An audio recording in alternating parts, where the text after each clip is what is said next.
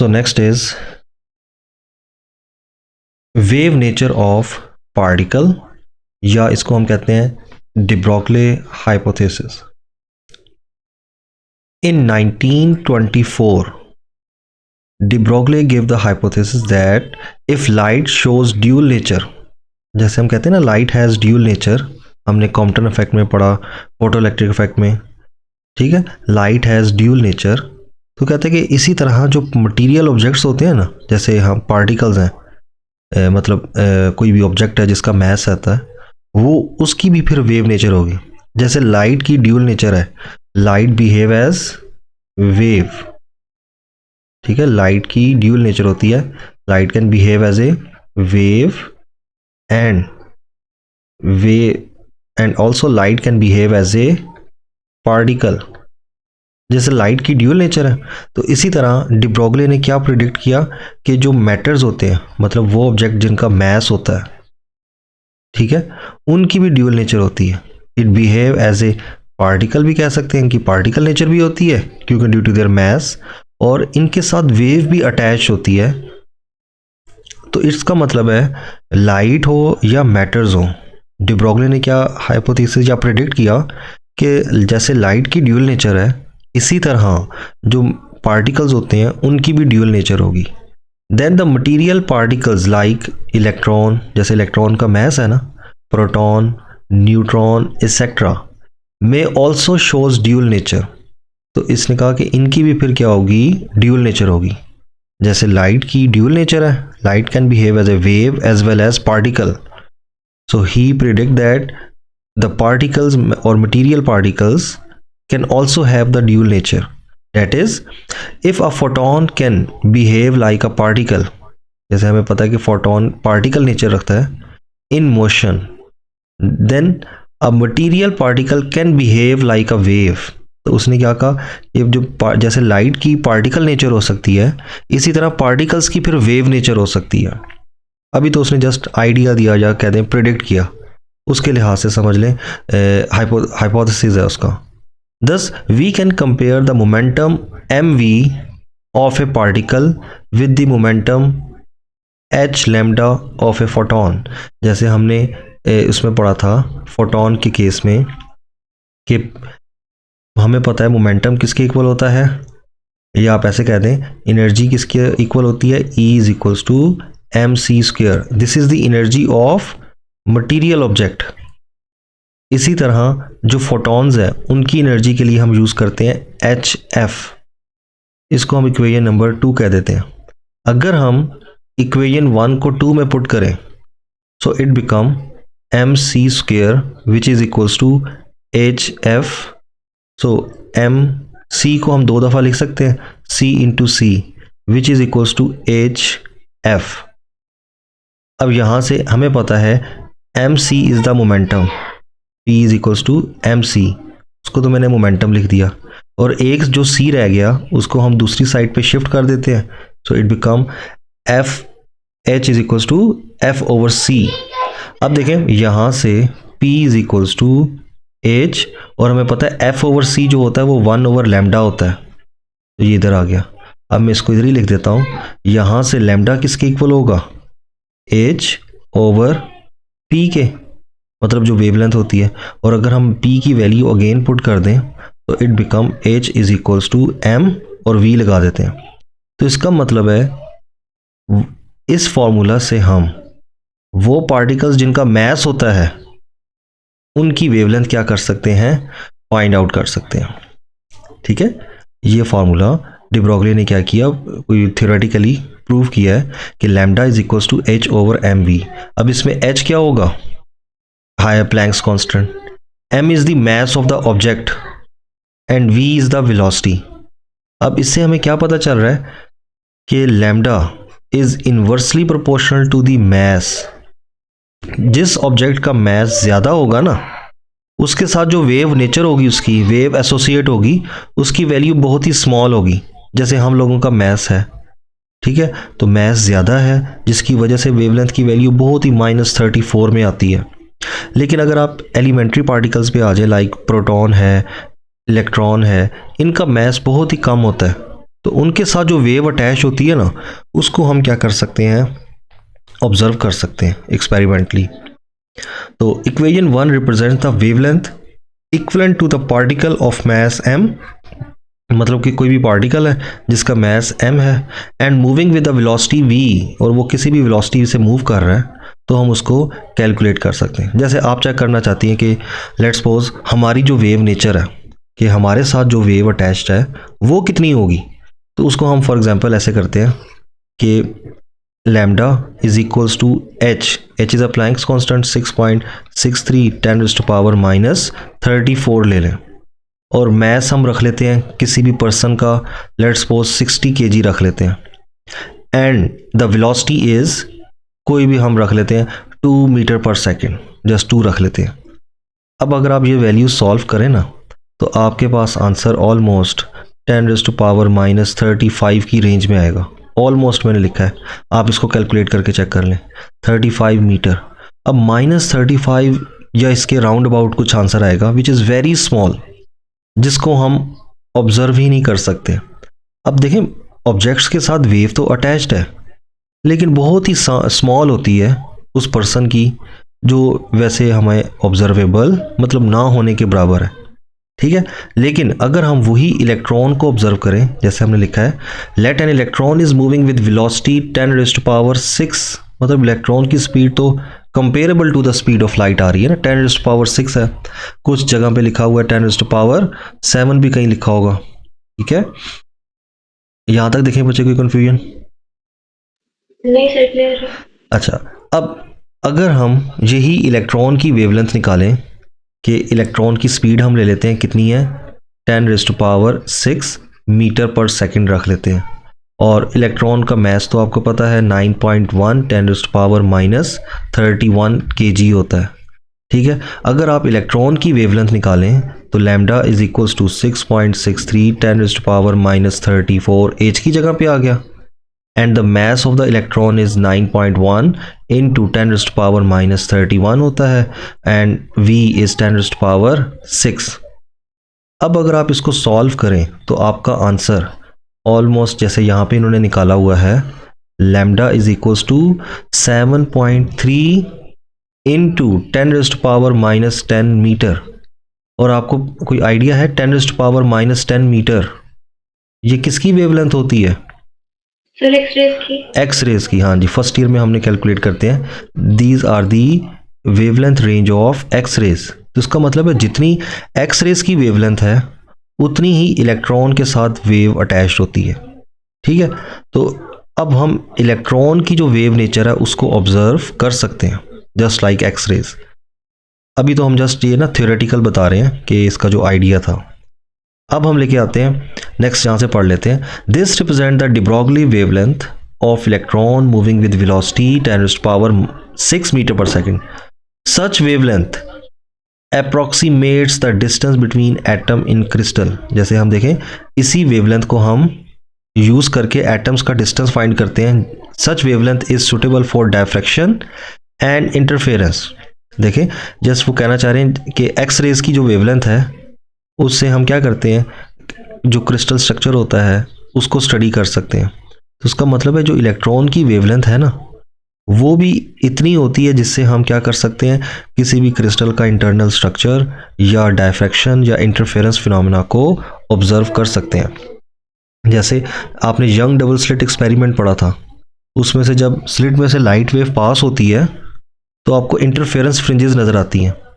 इसी तरह अगर आप लाइट की जगह पे इलेक्ट्रॉन्स लें ना, और इलेक्ट्रॉन्स को भी उस स्लिट में से क्या करवाएं, मूव करवाएं। जैसे यहाँ पे हम ऐसे स्लिट्स ही बना देते हैं, तो जब इलेक्ट्रॉन भी पास होंगे तो ये नहीं होगा कि सीधा जाके इलेक्ट्रॉन हिट करेगा। इलेक्ट्रॉन्स भी उसी तरह की, जैसे लाइट इंटरफेरेंस पैटर्न बनाती है ना, alternative dark and bright fringes, उसी तरह इलेक्ट्रॉन्स भी क्या करेंगे, alternative dark and bright fringes बनाएंगे, ठीक है। तो यहाँ पे as diffraction and interference are wave phenomena, जबकि हमें पता है फर्स्ट ईयर में हमने पढ़ा है डायफ्रैक्शन और इंटरफेरेंस तो वेव फिनोमेना है, और इलेक्ट्रॉन भी उसी तरह का ही फिनोमेना शो कर रहा है। तो इससे वो उसने कंक्लूड क्या करते हैं, दस the electron under certain condition behave like a wave. तो उस टाइम वो भी कैसे बिहेव कर रहा होता है, वेव की तरह।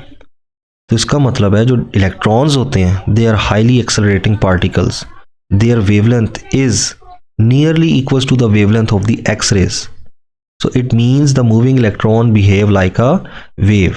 अब मैस है तो पार्टिकल नेचर भी है, लेकिन वो जो फिनोमिना शो कर रहा है वो कौन से शो कर रहा है, डायफ्रैक्शन और इंटरफेरेंस भी शो कर रहा है। इसका मतलब है इलेक्ट्रॉन भी वेव की तरह बिहेव करता है। अब इसका नोट जहाँ पे देखें, the de Broglie equation tell us that the wave nature of large particle, जैसे अभी हमने निकाला एक पर्सन का मैस हमने 60 kg ले लिया था, कैन नॉट बी ऑब्जर्व, वो क्यों नहीं ऑब्जर्व होता, due to their smallest wavelength. For example the wavelength of the cricket ball ले लें, अब उन्होंने तो बॉल का लिया ना, अब बॉल का मैस उसने लिया हुआ है 0.25, मैंने एक पर्सन ले लिया था जिसका मैस मैंने 60 kg लिया था, ठीक है। अब मैस ज़्यादा होने की वजह से देखें जो क्रिकेट बॉल का के साथ वेवलेंथ अटैच है ना वो भी 10⁻34 की रेंज में आ रही है। Such wavelength is very very small and can not be observed. जैसे अभी हमने देखा एक पर्सन हो, जैसे हम लोग हैं, और हमारे साथ जो वेव अटैच है वो भी -34.5 की रेंज में आ रही है, और एक क्रिकेट बॉल है उसके साथ भी जो वेव अटैच्ड है वो भी -34 की रेंज में आ रही है, जबकि इलेक्ट्रॉन का मैस बहुत ही कम है तो उसकी वेवलेंथ एक्सरे की वेवलेंथ के कंपेरेबल है, और वो वही फिनोमिना शो कर रहा है इलेक्ट्रॉन जो एक्सरेज शो करती है। तो इससे हमने कंक्लूड, डी ब्रॉगली ने क्या किया कि जो डायफ्रैक्टेड इलेक्ट्रॉन्स हैं वो कैसे बिहेव कर सकते हैं कि उनकी भी वेव नेचर होती है। ये जस्ट उसने आप समझ लें एक किस्म की प्रिडिक्शन है, या आप उस कह सकते हैं उसका हाइपोथेसिस है कि ये ऐसा हो सकता है। अब उसने उसको एक्सपेरिमेंटली प्रूव नहीं किया था। अब नेक्स्ट इसके बाद डिफरेंट साइंटिस्ट आए, अब उन्होंने ना इसकी एक्सपेरिमेंटल वेरिफिकेशन दी है। अब हमने ना इसकी नेक्स्ट एक्सपेरिमेंटल वेरिफिकेशन को देखना है। यहाँ तक आपको अगर कोई confusion, no sir. Just a minute,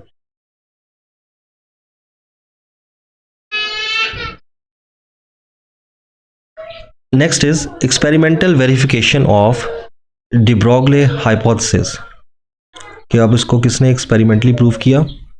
अब एक तो डिफरेंट साइंटिस्ट हैं, एक जीपी थॉमसन एक्सपेरिमेंट भी है, एक है Davisson and Germer experiment, Davisson and Germer experiment. अब इसमें इन्होंने क्या किया है, Davisson and Germer perform an experiment for the verification of de Broglie hypothesis, मतलब डी ब्रॉगली की जो प्रिडिक्शन है उसको प्रूव करने के लिए इन्होंने क्या किया, एक एक्सपेरिमेंट परफॉर्म किया।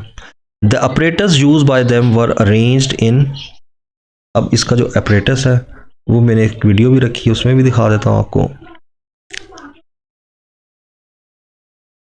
जी। नेक्स्ट इज, इसमें पहले तो आप ज़रा apparatus देख लें कि हमारे पास ना एक होगा इलेक्ट्रॉन गन कह देते हैं, ठीक है। यहाँ पे एक फिलामेंट है, हीटेड फिलामेंट जो है वो हीट होगी, उससे इलेक्ट्रॉन्स रिलीज होंगे, ठीक है। यहाँ पे एक्सेलरेटिंग एनोड्स हैं जो इलेक्ट्रॉन को क्या करवाएंगे, एक्सेलरेट करवाएंगे, ठीक है। सबसे पहले क्या है, इस पूरी चीज़ को हम क्या कहते हैं, इलेक्ट्रॉन गन बना देते हैं। ये एक किस्म की हमारे पास इलेक्ट्रॉन गन होगी, ठीक है, दिस इज इलेक्ट्रॉन गन। अब इसके अंदर फिलामेंट होता है, वो हीटअप होगा, आगे इसके कैथोड होता है, उसको हीट करेगा, उस कैथोड में से इलेक्ट्रॉन्स रिलीज होते हैं, वो इलेक्ट्रॉन्स को ये एक्सेलरेटिंग एनोड्स क्या करवाएंगे, एक्सेलरेट करवाएंगे, और ये एक्सेलरेटेड इलेक्ट्रॉन्स ना जाके हमने किस पे स्ट्राइक करवाने हैं, एक निकल टारगेट पे, मेटल टारगेट है, इसका बना हुआ है निकल का। अब जैसे ही इलेक्ट्रॉन्स इस पे हिट करेंगे एक सर्टेन डायरेक्शन पे जाके वो क्या हो जाएंगे, डायफ्रैक्ट होंगे, और एक हमारे पास मूवेबल क्या होगा, डिटेक्टर होगा, जो डिटेक्ट करेगा कि जो इलेक्ट्रॉन्स हैं वो कितने एंगल पे मैक्सिमम डायफ्रैक्शन शो कर रहे हैं।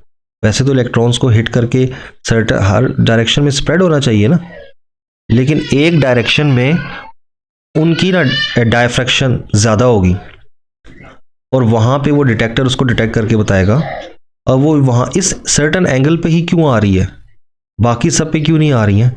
जैसे आपने पढ़ा हुआ है कंस्ट्रक्टिव इंटरफेरेंस होती है और डिस्ट्रक्टिव इंटरफेरेंस होती है। डिस्ट्रक्टिव में वेव्स एक दूसरे के इफेक्ट को कैंसिल आउट कर देती हैं और इंटेंसिटी क्या हो जाती है, मिनिमम, और फिर जहाँ पे कंस्ट्रक्टिव इंटरफेरेंस होती है वहाँ पे इंटेंसिटी मैक्सिमम हो जाती है और वहाँ पे आपके पास मैक्सिमा शो होता था ना स्क्रीन पे यंग डबल स्लिट एक्सपेरिमेंट में। इसी तरह इलेक्ट्रॉन्स भी ना कंस्ट्रक्टिव इंटरफेरेंस कर रहे होंगे इस सर्टेन एंगल पे। इस सर्टेन एंगल पे क्या हो रही होगी, कंस्ट्रक्टिव इंटरफेरेंस। तो डिटेक्टर को ना यहाँ पे डायफ्रैक्शन ज़्यादा नज़र आएगी, मतलब डिटेक्टर यहाँ पे इलेक्ट्रॉन्स को ज़्यादा क्या करेगा, डिटेक्ट करेगा एक सर्टेन एंगल पे। बाकी जो डिफरेंट एंगल्स पे उनकी समझ लें जो पहुंच रहे हैं ना वो कम पहुंच रहे होंगे, लेकिन इस स्पेसिफिक सर्टेन एंगल पे इलेक्ट्रॉन्स की ना डिटेक्टर ज़्यादा उनको रिसीव करेगा।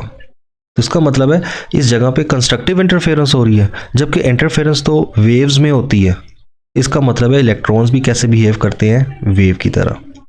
तो a narrow beam of electron was obtained from an electron gun. हमें इलेक्ट्रॉन गन क्या प्रोवाइड करेगी, बीम ऑफ इलेक्ट्रॉन्स मिलेंगे उससे। This beam of electron was allowed to fall on a single nickel crystal, जिसको हमने nickel crystal पे क्या करवाना है, फॉल करवाना है, एज शोन इन फिगर। ये आपके पास सिंगल क्रिस्टल होता है, ठीक है। और ये तो पूरा ऑपरेटर्स है ना एक वैक्यूम चैम्बर में होगा। Next, the electrons after falling on a crystal, the electrons after falling on a crystal were diffracted.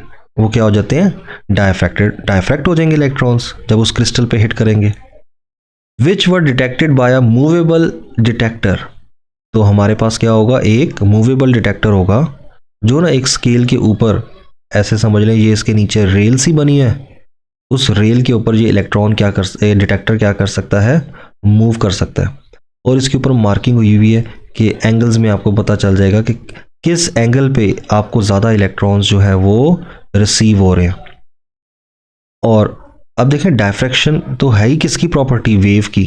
तो इसका मतलब है एक सर्टन एंगल पे डायफ्रैक्शन ज़्यादा हो रही है, तो इसका मतलब है यहाँ पे इलेक्ट्रॉन्स में कंस्ट्रक्टिव इंटरफेरेंस हो रही होगी, और दूसरे एंगल्स पे आपको कम इलेक्ट्रॉन मिल रहे हैं, इसका मतलब है वहाँ पे डिस्ट्रक्टिव इंटरफेरेंस हो रही होगी। Next is as the diffraction occur in case of wave only. वही जो मैं भी आपको बता रहा था कि डायफ्रैक्शंस तो वेव की प्रॉपर्टी है। So in this case the electron behave like a wave. तो इलेक्ट्रॉन्स की भी इस केस में वेव नेचर की तरह वो बिहेव कर रहे होंगे। Therefore this experiment verifies the de Broglie hypothesis. जो de Broglie का उसकी जो प्रिडिक्शन है उसको ये एक्सपेरिमेंट क्या कर रहा है, एक्सपेरिमेंटली प्रूव कर रहा है। आगे हम इसकी मैथमेटिकल कैलकुलेशन करेंगे। Next is the de Broglie hypothesis was also verified experimentally by G.P. Thomson. मैंने आपको कहा था कि एक साइंटिस्ट तो डेविसन एंड जर्मर है, और ये G.P. थॉमसन जो है वो, अगर आपने केमिस्ट्री में पढ़ा हुआ है, J.J. थॉमसन, इसी ने इलेक्ट्रॉन डिस्कवर किया था ना,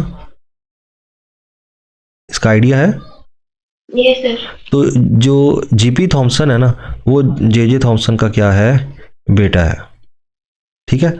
तो फादर क्या कहता है, फादर कह रहा है कि electron behave as a particle. Father ने क्या प्रूव किया था कि इलेक्ट्रॉन का मैस है, इलेक्ट्रॉन की पार्टिकल नेचर है। फिर उसी का बेटा G.P. थॉमसन वो क्या कहता है, जो सन है वो क्या कह रहा है कि इलेक्ट्रॉन जो है उसकी वेव नेचर होती है। मतलब दोनों बाप बेटा एक दूसरे से ऑपोजिट कह रहे हैं। एक कह रहा है कि इलेक्ट्रॉन की पार्टिकल नेचर है, जबकि G.P. थॉमसन ने क्या प्रूव किया कि इलेक्ट्रॉन की वेव नेचर है। In this experiment he obtain a diffraction pattern of electron beam. इसने भी डायफ्रैक्शन पैटर्न क्या किया था, बनाया था। मतलब एक शार्प क्रिस्टल पे ना इलेक्ट्रॉन को फॉल करवाया, जैसे मैं यहाँ पे ऐसे बना देता हूँ कि ये एक शार्प इसने ना क्रिस्टल लिया, ऐसे से बना देते हैं, इस पे इलेक्ट्रॉन्स को फॉल करवाया और इलेक्ट्रॉन यहाँ से डायफ्रैक्ट हुए, ठीक है। ये मैं सिंपल करके अभी बना रहा हूँ। अब इसने यहाँ पे स्क्रीन रख दी, और स्क्रीन पे जो डायफ्रैक्शन पैटर्न बन रहा था ना वो उसी तरह का ही बन रहा था जिस तरह का एक्सरेज का डायफ्रैक्शन पैटर्न होता है। इससे इसने कंक्लूड किया कि इलेक्ट्रॉन्स की क्या होती है, वेव नेचर होती है। He obtain a diffraction pattern of electron beam. This diffraction pattern was similar to the diffraction pattern of X-rays. मतलब जिस तरह का एक्सरेज की डायफ्रैक्शन होती है ना, सेम एग्जैक्टली उसी तरह की इलेक्ट्रॉन का डायफ्रैक्शन पैटर्न इसने ऑब्जर्व किया, ठीक है। यहां तक कोई कंफ्यूजन बचे? No sir. नेक्स्ट इज, अब आ जाता है इसकी थियोरेटिकल, हम ज़रा कैलकुलेशन कर लेते हैं। देखें, इलेक्ट्रॉन्स को कौन रिलीज कर रहा है बच्चे? Electron gun. वो इलेक्ट्रॉन गन से रिलीज हो रहे हैं, और इलेक्ट्रॉन्स के पास फिर काइनेटिक एनर्जी कहाँ से आ रही है जी? सर जब उन्हें एक्सेलरेट किया जा रहा है हाँ, उससे। तो इसका मतलब है kinetic energy of electrons is due to the electrical energy जो हमने उसको प्रोवाइड की है। काइनेटिक एनर्जी होती है बच्चे हाफ एम वी स्क्वेयर, और इलेक्ट्रिकल एनर्जी हमें पता है वी ई होती है। ठीक है, electrical energy is V e. ये वी कैपिटल मैंने लिखा है, this one is potential and small v is the velocity, e is the charge on electron. अब देखें, यहां से अगर हम इसको रीअरेंज करें तो ये आपके पास क्या बन जाएगा, एम वी स्क्वेयर, और टू को मैं उस साइड पे शिफ्ट कर रहा हूं, so it becomes two V E. Now multiply both side by m, multiply both side by m, दोनों साइड्स को हम एम से मल्टीप्लाई कर रहे हैं। वो क्यों कर रहे हैं वो भी आपको आइडिया हो जाएगा। तो ये बन जाएगा, इस साइड पे जब एम से मल्टीप्लाई करेंगे तो एम स्क्वेयर वी स्क्वेयर, और इस साइड पे आ जाएगा टू एम वी ई। ठीक है, and M V is the momentum, तो it becomes P square is equals to two M V E. Now taking square root on both side, तो ये आपके पास बन जाएगा, इस साइड पे भी स्क्वेयर रूट आ जाएगा, टू एम वी ई आ जाएगा बच्चे, और P is equals to under root two M V E आ जाता है। यहां तक बच्चे कोई कंफ्यूजन? No sir. अब जो डिब्रोगले का फॉर्मूला था, as we know that, where de Broglie ने जो फॉर्मूला थियोरेटिकली प्रूव किया वो था P इज इक्वल्स या lambda is equals to H over P। ठीक है, अगर हम यही वैल्यू P की यहाँ पे पुट कर दें तो हमारे पास lambda is equals to H over under root two M V E आ जाता है। ठीक है, अब अगर आप यही इसमें वैल्यूज पुट कर दें तो अब देखेंगे हम, जब इसकी वैल्यूज अगर आप पुट करते हैं तो यहाँ पे हमारे पास इलेक्ट्रॉन का मास H है 6.63 10⁻⁻34, और in denominator we have small m is the mass of electron which is 9.1 10⁻⁻34। और यहाँ पे इस एक्सपेरिमेंट में जो इन्होंने वोल्टेज अप्लाई की है ना बच्चे, वो इन्होंने अप्लाई की हुई है, if the electrons are accelerated by a potential difference of 54 volt apply की हुई है। ठीक है, कि जब उन्होंने 54 वोल्ट अप्लाई किया, then electrons are scattered by an angle of 65 degree. तो स्कैटरिंग एंगल कितना बन रहा है, 65 डिग्री। ये आपने एमसीक्यूज के लिए याद रखना है कि इस एक्सपेरिमेंट में उन्होंने वोल्टेज कितनी अप्लाई की हुई है, 54 वोल्ट, और स्कैटरिंग एंगल मतलब जिस एंगल पे इलेक्ट्रॉन ज़्यादा डायफ्रैक्ट हो रहे हैं वो एंगल कितना है, 65 degree, after falling on the nickel crystal. So अब यहाँ पे हमने जो पोटेंशियल की वैल्यू बचे पुट करनी है वो हम कितनी लेंगे, 54 मल्टीप्लाई बाय 54, और charge on electron is 1.6 into 10⁻⁻19 होता है। ये अगर आप सारी वैल्यूज़ पुट करें, मैं यहाँ पे लिख देता हूँ, तो लैम्डा इज इक्वल्स टू, मतलब जो वेवलेंथ होगी इलेक्ट्रॉन्स की वो आएगी 1.66 10⁻⁻10 मीटर, जिसको आप ऐसे भी लिख सकते हैं 1.66 एंगस्ट्रॉम, 10⁻⁻10 को एंगस्ट्रॉम भी लिखते हैं। तो ये तो हमारे पास उन्होंने जो कैलकुलेट किया, उनके लिहाज से भी देखें इलेक्ट्रॉन की वेवलेंथ उतनी ही आ रही है जितनी एक्सरे की वेवलेंथ होती है। नाउ यहाँ तक देख लेते हैं, इस साइड पे सेम, यहाँ तक बचे कोई कन्फ्यूजन? नहीं sir. Next is experimental wavelength. अब अगर आप उसकी वेवलेंथ देखें, जो ब्रैग्स इक्वेशन हमने फर्स्ट ईयर में पढ़ी थी, Now by using Bragg's equation, experimental wavelength was calculated for first order m is equals to 1. First order of diffraction रख लेते हैं. अगर आपको ब्रैग्स लॉ याद हो तो ब्रैग्स लॉ होता है m lambda is equals to 2d sine of theta. m is the order of diffraction. m की जगह पे हम लेंगे 1, ठीक है, और लैम्डा तो हमने क्योंकि फाइंड करना है. अब ज़रा वैल्यूज़ देखें. Separation between two reflecting planes for nickel crystal, मतलब जो दो इंटरप्लानर स्पेसिंग होती हैं निकल क्रिस्टल में, वो d कितनी होगी 0.91 एंगस्ट्रॉम. और ग्लेंसिंग एंगल हमने थीटा कितना लेना है 65 डिग्री ही लेना है. तो अकॉर्डिंग टू ब्रैग्स इक्वेशन, जब हम ब्रैग्स इक्वेशन में पुट करते हैं वैल्यूज़, m की जगह पे तो 1 आ गया, so we have just lambda 2 बचे एज इट इज़. d जो है वो इंटरप्लानर स्पेसिंग है और निकल के लिए वो है 0.9 एंगस्ट्रॉम, मीन 10⁻⁻10 होगा. एंड साइन कितना लेना है 65 डिग्री. तो आपके पास वही आंसर आ रहा है, lambda is equals to 1.65 angstrom. The above equation 2 shows that experimentally observed wavelength is an excellent agreement with the theoretical predicted wavelength as given in equation 1. मतलब दोनों केस में जो एक्सरे डायफ्रैक्शन है उनकी वेवलेंथ बचे और जो इलेक्ट्रॉन्स के साथ वेवलेंथ अटैच्ड है दोनों का आंसर सेम आ रहा है, ठीक है. Diffraction pattern can also be observe with protons. हम प्रोटॉन से भी कर सकते हैं, जैसे हमने इलेक्ट्रॉन को फॉल करवाया ना, तो इसी तरह हम अगर न्यूट्रॉन को फॉल करवाएं, हाइड्रोजन एटम्स को फॉल करवाएं, इवन हीलियम एटम्स को, तो it confirms the wave behaviour of the particles. इसका मतलब है इलेक्ट्रॉन्स की वेव नेचर होती है, और इलेक्ट्रॉन्स के अलावा जितने भी स्मॉल पार्टिकल्स हैं like proton, neutron, hydrogen, helium atoms, इन सब की क्या होती है, वेव नेचर होती है, क्योंकि इनकी वेवलेंथ एक्सरे की वेवलेंथ के इक्वल होगी. यहाँ तक बच्चे कोई कंफ्यूजन? नहीं सर. अब इसका थोड़ा सा मैं आपको वीडियो दिखा देता हूँ क्योंकि 5 मिनट्स हैं, फिर हम उसको थोड़ा सा ज्वाइन करके ना इसका एक और टॉपिक है कंप्लीट कर लेंगे.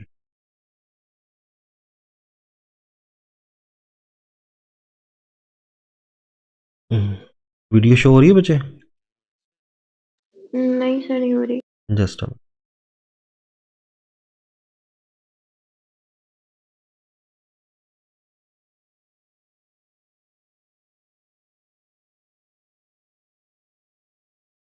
अब देखें बच्चे. जी सर, अब हो रही है.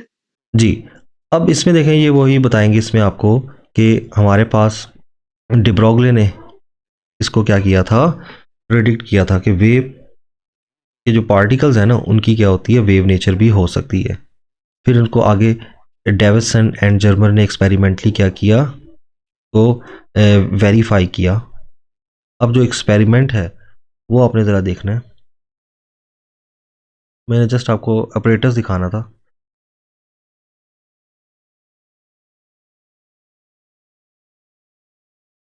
जी, इसमें देखें, ये ऊपर आपको जो सबसे ऊपर नज़र आ रहा है, और जो कॉइल सी नज़र आ रही है, वो हमारे पास इलेक्ट्रॉन गन है.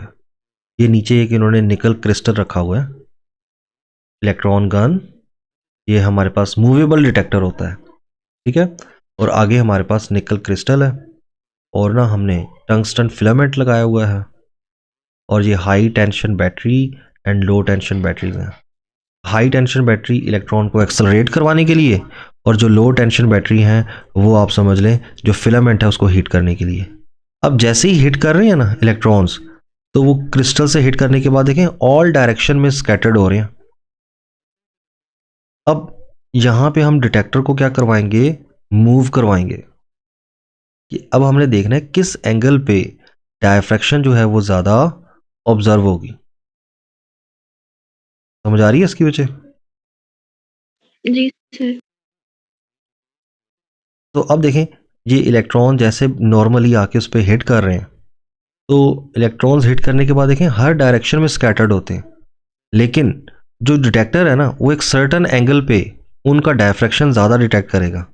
मतलब एक सर्टन एंगल पे ना डायफ्रैक्शन उसको ज़्यादा ऑब्जर्व हो रही है.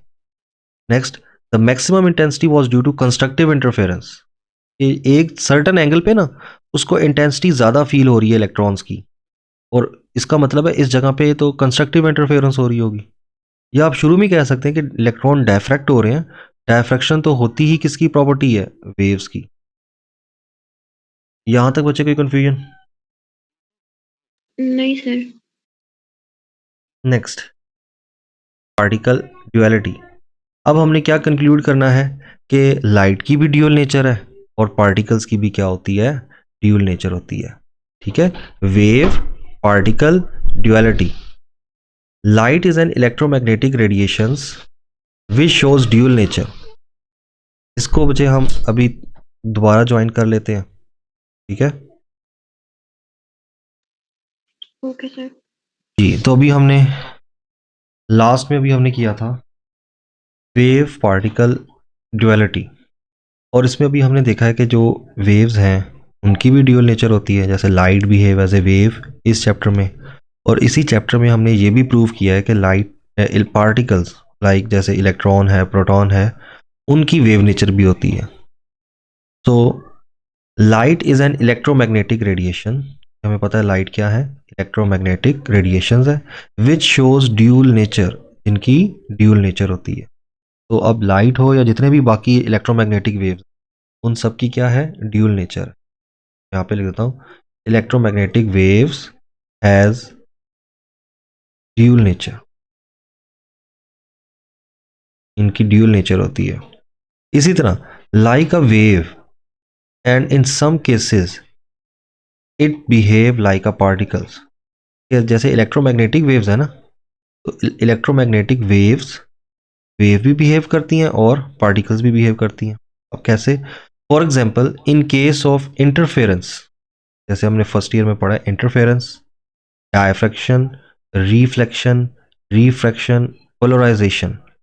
ये आप अगर देखें फर्स्ट ईयर चैप्टर 9, उसमें ये सारी प्रॉपर्टीज हम पढ़ते हैं। The light behave like a wave, उन सब चैप्टर्स में हम लाइट को एज ए वेव की तरह स्टडी करते हैं। While in case of photo electric effect, Compton effect, Raman effect etcetera, इन सब में कॉम्पटन और फोटो इलेक्ट्रिक इफेक्ट तो आपकी कोर्स में है।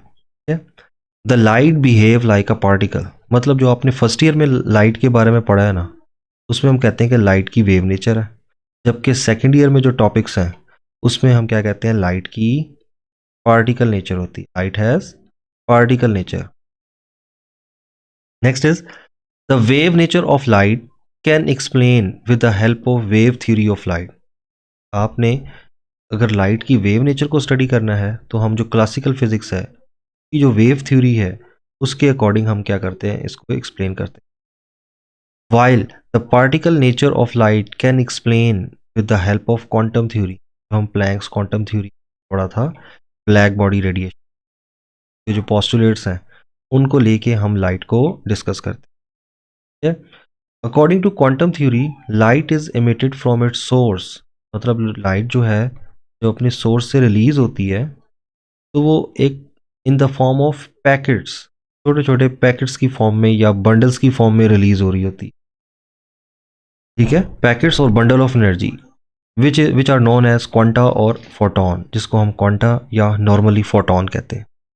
The energy of photon is equals to, और हमने फिर ब्लैक बॉडी रेडिएशन में कहा था एनर्जी जो होती है वो HF के इक्वल होती है।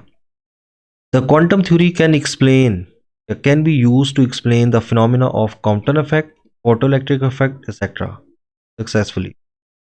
इन these phenomena the light behave like a particle. उसका मतलब है फर्स्ट ईयर में जो आपने टॉपिक्स पढ़े हैं रिफ्लेक्शन, रिफ्रैक्शन, उसमें हम लाइट को वेव नेचर लेके उन सब फिनोमिनास को क्या कर सकते हैं? स्टडी कर सकते हैं, एक्सप्लेन कर सकते हैं। लेकिन जो फोटो इलेक्ट्रिक इफेक्ट है या कॉम्पटन इफेक्ट है, इसमें हमने लाइट को एज ए पार्टिकल नेचर लेंगे तभी हम इन फिनोमिनास को क्या कर सकते हैं? फुली एक्सप्लेन कर सकते हैं। जैसे हमने देखा था फोटो इलेक्ट्रिक इफेक्ट में, कॉम्पटन में या ब्लैक बॉडी रेडिएशन में हमने लाइट को पार्टिकल नेचर की तरह लिया था। दस लाइट शोज ड्यूल नेचर, तो इससे हमें पता चला लाइट की ड्यूल नेचर है which is called wave particle duality. तो हम क्या कहते हैं? वेव पार्टिकल ड्यूअलिटी कहते हैं। इन 1924 de Broglie extended the dual nature of light to a material particle। अब देखें अभी हमने जो पढ़ा ये जो पार्टिकल्स हैं उनकी भी ड्यूअल नेचर होती है। तो डी ब्रोगली ने कहा जैसे लाइट की ड्यूअल नेचर है उसी तरह पार्टिकल्स की भी ड्यूअल नेचर होती है। He pointed out that if light shows dual nature, अगर लाइट की ड्यूअल नेचर है, देन मटीरियल पार्टिकल्स मतलब वो पार्टिकल्स जिनका मैस होता है, then material particles like electron, proton, neutron, molecules, etc. can also shows dual nature. इनकी भी क्या होती है बच्चे, dual nature होती है। That is, in some cases it exhibit particle behavior and in some cases they behave like a wave. तो बस लाइट की भी ड्यूअल नेचर है, इसी तरह जो पार्टिकल्स हैं उनकी भी ड्यूअल नेचर होती है। The hypothesis of de Broglie was experimentally verified by Davison and Germer and G.P. Thomson, जो भी हमने अभी पहले किया था। तो नेक्स्ट अभी हमने कहा था कि de Broglie ने जैसे लाइट है उसी के फिनोमेना को आगे क्या किया, एक्सटेंड किया और कहा जैसे लाइट की ड्यूअल नेचर है इसी तरह जितने भी पार्टिकल्स हैं उनकी भी क्या होती है, ड्यूअल नेचर होती है। और फिर उसके बाद GP Thomson, Davisson and Germer experiment जो था, ये इन सब के एक्सपेरिमेंट ने प्रूव किया कि हाँ वाकई जो पार्टिकल्स हैं उनकी भी ड्यूअल नेचर होती है। दस the material particles also shows wave particles duality. तो इसका मतलब है अगर हम इसको कंक्लूड करें तो जो लाइट है प्लस जो मटीरियल पार्टिकल्स हैं मटीरियल पार्टिकल्स का मतलब विच हैविंग मैस, ये दोनों क्या शो करते हैं, वेव पार्टिकल ड्यूअलिटी। ठीक है, क्या होती है, वेव पार्टिकल ड्यूअलिटी, मतलब they can behave as wave as well as particles. ठीक है, अब जैसे लाइट है, अब लाइट की अगर वेव नेचर लें तो कुछ फिनोमेनाज हम एक्सप्लेन कर सकते हैं और इसी तरह लाइट की पार्टिकल्स नेचर लेके हम कुछ और फिनोमेनाज जैसे फोटो इलेक्ट्रिक इफेक्ट एक्सप्लेन कर सकते हैं। इसी तरह पार्टिकल्स की भी क्या है, ड्यूअल नेचर है। Particle behave as wave as well as material object और पार्टिकल्स, क्योंकि उनका मैस भी होता है और उनकी वेव नेचर भी होती है। यहाँ तक बच्चे कोई कन्फ्यूजन? No sir. हाँ जी, ये आपका जीपी थॉमसन, पहले हमने क्या किया, डी ब्रोगली हाइपोथेसिस, फिर Davisson Germer experiment, GP Thomson experiment, उसकी एक्सपेरिमेंटल जो वेरिफिकेशन है, मैथमेटिकल कैलकुलेशंस वो हमने की हैं, और फिर बाद में एंड पे कंक्लूड किया है कि जो जितने भी वेव्स हैं या जितने भी पार्टिकल्स हैं इनकी ड्यूअल नेचर होती है, जिसको हम क्या कहते हैं, वेव पार्टिकल ड्यूअलिटी। ठीक है।